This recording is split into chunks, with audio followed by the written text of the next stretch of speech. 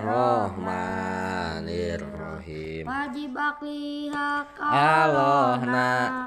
alhayati rupartina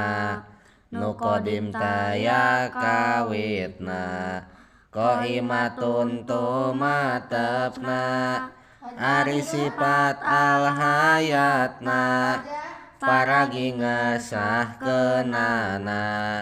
kasipatan kunu sejena kaya kudrat irodatna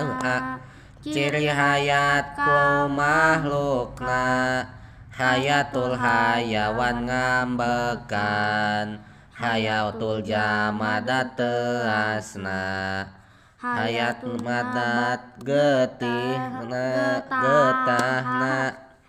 ari hayati Allahna hirup ku sifat hayatna ciri hayat tapakudrotna nyata lam semesta panti balik sifat nu wajib di Allah nomor ka 10 nyaeta sifat hayat sifat nu wajib di Allah nu ka 10 upami tina sifat ma'ani ieu sifat hayat teh nomor ka sabaraha kudrat irodat ilmu hayat kaopat kudrat irodat ilmu hayat panti kudrat sifat ma'ani mah sadayana sifat ma'ani eta teh osok ngange kodimun atawa kodimatun koimatun kudrat kodimatun koimatun heubeul atawa teu aya kawitna koimatun non koimatun teh teu aya tungtungna sami irodat kitu ilmu hayat. Nah sifat hayat oge sami kodimatun teu aya kawitna koimatun teu aya tungtungna teu bisa kieu iraha mimiti aya sifat hayat Allah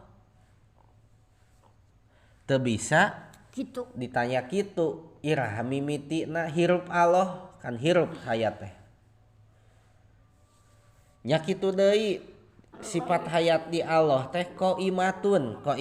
teh teu aya tungtungna maka teu bisa kieu iraha nepi ka iraha sifat hayatna Allah ayana nepi ka iraha hirupna Allah teu tiasa nanya kitu saterasna mah sadayana sifat ma'ani ngagaduhan kagunaan tikawit kudrat irodat ilmu hayat dan seterusnya ngagaduhan kagunaan kudrat bisi hilap deui naon ijad idam non ijad idam teh ngayakeun jeung ngeuweuhkeun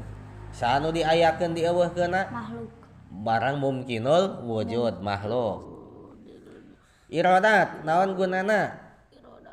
tahsis nangtukeun saha nu ditangtukeunana karena barang anu mungkin sami jeung kudrat tos irodat teh ilmu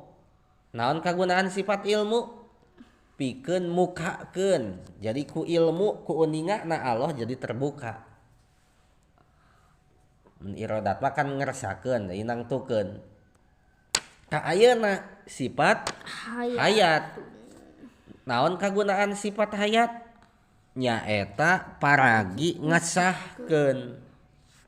bahwa Allah kasifatan ku sifat anu sejen janten sah Allah kasifatan ku sifat kunu sejen lamun Allahna kasifatan ku sifat hayat misalna sah Allah kasifatan ku sifat hayat kudrat lamun Allahna kasifatan ku sifat hayat